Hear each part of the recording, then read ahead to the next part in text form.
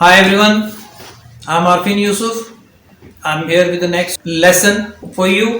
इन lesson में भी कोशिश यही होती है कि जितना ज़्यादा सिंप्लीफाई करके चीज़ों को प्रेजेंट किया जा सके उतना किया जाए ताकि आप सब लोगों को अच्छे तरीके से समझ आ सके. So it doesn't matter whether you are a student, a teacher or a common person with an interest in literature. तो आप इन सब लोग इन वीडियोस को देखकर इनको एंजॉय कर सकते हैं और इनसे लर्निंग कर सकते हैं.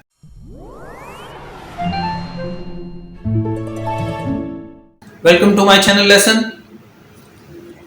जैसा कि पिछली वीडियो में हमने जॉन डन की एक पोएम को डिस्कस किया था, तो आज भी हम उसी सिलसिले को आगे बढ़ाते हैं और जॉन डन की ही एक नेक्स्ट पोएम को डिस्कस करते हैं, उसका एनालिसिस करते हैं. I will try to explain it in as simple a manner as possible ताकि आप लोगों को समझ आ सके. आप लोग कमेंट्स में अपनी ओपिनियन जरूर दिया करें और वीडियो को एंड तक देखें ताकि आपको अच्छी तरह से समझ आ सके.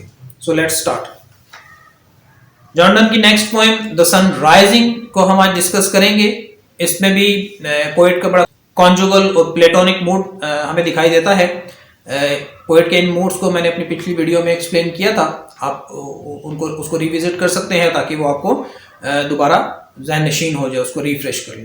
बिफोर आई स्टार्ट एक्सप्लेनेशन मैं एक बात आपको वजाहत कर दूं कि अगर टेक्स्ट में आपको ये लगे कि स्पेलिंग्स गलत लिखे हुए हैं या वर्ड्स जो है वो गलत स्पेल किए गए हैं, तो ऐसा नहीं है. असल में इसका ओरिजिनल टेक्स्ट ऐसा ही है. जिस वक्त ये पोएम लिखी गई थी उसके ओरिजिनल जो वर्ड्स हैं वो उस वक्त की इंग्लिश के मुताबिक ठीक है. Busy old fool unruly sun, why dost thou thus, through windows and through curtains call on us. Poet जो है वो सन को एड्रेस कर रहे हैं like it's a human being. So personification की टेक्निक इस्तेमाल की है और सन को पर्सोनिफाइड किया है. स्पीकर सन को डांट रहा है एक तरह से, उसको बिजी ओल्ड फूल कहा है, उसको बड़ा रूड उन्होंने कहा है कि है क्योंकि वो कर्टन्स में से और विंडोज में से झांक कर उसके ऊपर रोशनी कर रहा है एक ऐसी जगह पर जहां पर पोएट या स्पीकर जो है वो अपने पार्टनर के साथ मौजूद है, अपनी वाइफ या अपनी बिलवर्ड के साथ है. तो इस तरह से हमें लगता है कि ये एक लव सोनेट है इसका. Must to thy emotions lovers seasons run. अब ये रिटोरिकल क्वेश्चन है कि क्या जो लव है वो तुम्हारी गर्दिश की वजह से जो सीजन्स आते हैं उनका पाबंद है, बाउंड है. Saucy pedantic wretch go chide late school boys and sour prentices. अब वो कह रहे हैं कि यहाँ से जाओ और जाकर उन लोगों को रोशनी दिखाओ, उन लोगों पे अपनी रोशनी करो जैसे जो स्कूल जाने वाले बच्चे हैं वो लेट हो गए हैं. उनको करो कि उनको डांटो कि वो क्यों लेट हो गए, या वो जो ऐसे वर्कर्स हैं जो बादिल नाखास्ता काम की तरफ जा रहे हैं, रवा दवा हैं. Go tell court huntsmen that the king will right.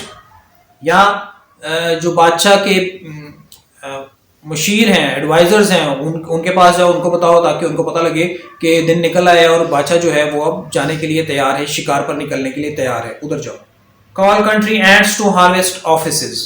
अब इसमें दो तरह के मतलब हो सकते हैं इस लाइन के कि या तो वो डायरेक्टली और एक्सप्लिसिटली कंट्री एंड्स को या जो चींटियां हैं उनको कह रहा है कि अपने काम का आगाज करो और अपने लिए ग्रेन इकट्ठा करना शुरू कर दो.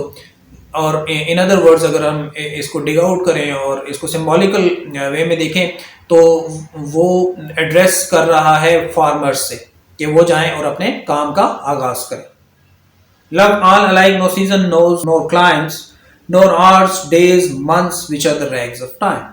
अब ये एक ऐसी लाइन है या ऐसा वो कपलेट है जो उसके प्लेटोनिक मूड को शो करता है कि वो कितना इमोशनल है इस बारे में कि लव जो है वो किसी सीज़न का बाउंड नहीं है, किसी एक पर्टिकुलर प्लेस का बाउंड नहीं है, ना वो किसी घंटों का, दिनों का, महीनों का वो पाबंद नहीं है. और ये सब चीज़ें जो हैं ये मेजरिंग यूनिट है, मेजरिंग यूनिट ऑफ टाइम है. जो आवर्स हैं, डेज हैं, मंथ्स हैं, उसके इससे ज़्यादा इनकी अहमियत कुछ नहीं है. तो वो लव को एक ऐसी चीज़ कहता है जो कि टाइम एंड स्पेस से बिल्कुल आज़ाद है. ये था first stanza. Let's see the next stanza. Thy beam so reverent and strong, why should thou think तो सन को कह रहे हैं तुम ये क्यों समझते हैं कि तुम्हारी जो बीम्स हैं, रोशनी की जो शाएँ हैं वो इतनी तेज़ हैं, इतनी मजबूत हैं और इतना वो अप्रिशिएट किया जाता है उनको। I could eclipse and cloud them with a wink. वो ये कह रहे हैं कि मैं आंख झपक के सूरज को भी गहना सकता हूँ, लेकिन मैं ऐसा नहीं करूँगा। क्यों नहीं करूँगा? But that I would not lose her site so long. कहता मैं तो नहीं चाहता कि मैं एक लम्हे के लिए भी, पलक झपकने जैसे टाइम के लिए भी मैं अपनी बिलवड की साइट से महरूम रहूं, उसको मैं ना देख सकूं। इतनी देर भी उसका ना देखना मैं बर्दाश्त नहीं कर सकता। If her eyes have not blinded thine, वो ये कह रहा है कि अगर मेरी जो बिलवड है उसकी आंखों की रोशनी इतनी ज़्यादा है कि तुम्हारी रोशनी से भी ज़्यादा है, तो अगर अभी भी तुम्हारे अंदर कोई रोशनी बाकी है उसको देखने के बाद और उसकी रोशनी ने तुम्हारी आंखों को तुम्हें हीरा नहीं किया है, look can tomorrow lets tell me whether both the Indias of spice and mine be where thou leftest them or lie here with me। वो कह रहा है अगर अभी तक तुम्हारी रोशनी बरकरार है तो जाओ और तलाश करो और कल आगे मुझे बताना कि जो ईस्ट और वेस्ट इंडीज़ हैं, जो वहाँ की जो वेल्थ है, अपनी वेल्थ के साथ वो उसी जगह पे हैं या वो यहाँ पर मेरे साथ मौजूद है। अपने बिलवड को वो एक ट्रेयर से कंपेयर करता है कि वेस्ट और ईस्ट इंडीज़ में जितना ट्रेयर है उससे ज़्यादा ट्रेयर अभी मेरे पास मेरे बिलवड की सूरत में मौजूद है। Ask for those kings whom thou sawest yesterday, and thou shalt hear all here in one bed lay।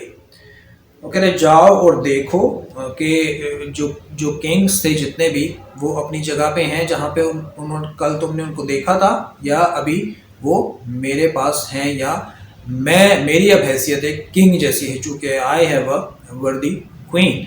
तो वो कह रहे हैं कि यहाँ पर मौजूद है मेरे साथ इस बेड में। ये था इसका सेकंड स्टेंजा। इसमें हाइपरबोल की टेक्निक पोइट ने इस्तेमाल की है। हाइपरबोल जो है एक फिगर ऑफ स्पीच है जिसका मतलब ये है कि चीज़ों को एग्जैजरेट करना। फॉर एग्जांपल अगर आप किसी को कहते हैं कि I have told you million times not to do this, मतलब आपने लिटरली मिलियन टाइम्स बताया तो नहीं होता, लेकिन आप उसको स्ट्रेस करने के लिए ये एग्जैजरेट कर रहे होते हैं। That is called hyperbole. तो ये भी एक तरह से इस पोएम में भी हम देखते हैं कि वो इंस्टेंसेस हैं हाइपरबोल के। ये एग्जैजरेशन की हद तक पोएट जो है वो बात करता है। लास्ट स्टेंजा इसको देखते हैं। She is all states and all princess I, nothing else is. अब ये जो पिछली पोएम में जैसे मैंने बात की थी, डन जिसके लिए फेमस है अपनी कंसीट्स के लिए, जो एक्सटेंडेड मेटाफर है, एक ऐसी मेटाफर वो यूज़ करता है जो अपेरेंटली बिल्कुल आउट ऑफ कॉन्टेक्स्ट फील होती है, लेकिन वो बड़ा रेलिवेंस उसकी वो बड़ी बनती है। तो वो ये कह रहा है कि जितनी भी स्टेट्स हैं वो सारी उसके अंदर सिमट के आ गई हैं, अपनी बिलवड की बात वो कर रहा है, और जितने भी प्रिंस हैं उनको मैं रिप्रेजेंट कर रहा हूँ। मैं सारे प्रिंसेस जितना पावरफुल है इस वक्त, और इसके अलावा कुछ नहीं है। Princes do but play us compare to this, all honour's mimic all wealth alchemy. तो वो कह रहे हैं प्रिंसेस जो हैं वो कुछ नहीं करते, सिर्फ हमें कॉपी करते हैं। मतलब मैं उनके लिए या हम लोग उनके लिए रोल मॉडल हैं, और जो इस वक्त मेरे पास है उसके मुकाबले में जितना भी ऑनर है वो बड़ा एक मज़ाहिया चीज़ लगती है, एक बड़ा मजाक महसूस होता है। और जितनी भी दौलत इस वक्त मेरे पास है उसके मुकाबले में बाकी जितने भी किंग्स के पास, रूलर्स के पास दौलत है, वो सारी एक वेस्ट चीज़ लगती है, एक जिसकी कोई वैल्यू नहीं है। Thou son art half as happy as we, in that the world's contracted thus। तो वो सन को ये कह रहा है स्पीकर के जितना मैं ज्यादा खुशी हूँ उससे आधे तुम खुश हो, मतलब मैं तुमसे डबल खुश हूँ, दुगना खुश हूँ, क्योंकि जो पूरी दुनिया है वो सिमट के अब यहाँ पर आ गई है इस प्लेस में जहाँ पर मैं अपने पार्टनर के साथ मौजूद हूँ। तो एक वो माइक्रोकोजोम बना दिया है पोएट ने अपने बेडरूम को, द माइक्रोकोजोम ऑफ द यूनिवर्स। तो आगे चल के भी हम देखेंगे कि किस तरह वो अपने इस एक छोटे से बेडरूम को पूरे यूनिवर्स पे प्रिवेल करता है, उसकी बात करता है।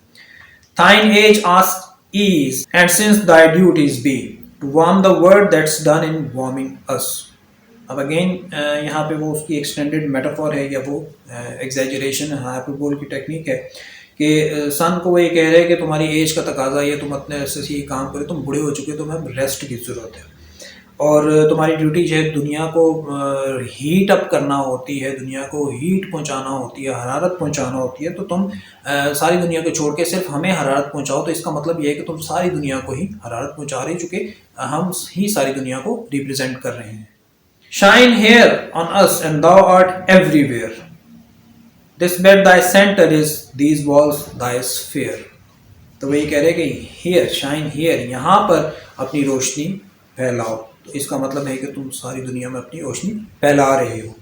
और ये जो बेड है हमारा, ये तुम्हारा सेंटर है जिसके गिर्द तुमने रिवॉल्व करना है, और ये जो वॉल्स हैं ये तुम्हारा स्फेयर है, यही तुम्हारी वो कुल कायनात है जिसके अराउंड तुम रिवॉल्व करोगे और पूरी दुनिया जो है वो उससे मुनव्वर हो जाएगी, रोशन हो जाएगी, और उसको वो जो हीट पहुंचाने का काम है वो तुम्हारी ड्यूटी वो पूरी हो जाएगी।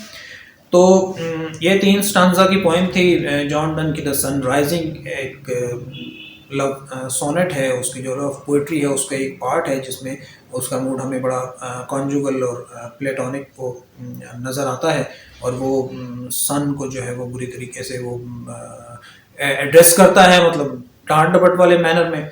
वो ये कह रहा है कि लव जो है वो टाइम और स्पेस पर उसका कोई असर नहीं होता, वो उनसे कोई बड़ी मावरा किस्म की वो चीज़ है। I hope this is helpful. Thank you for watching.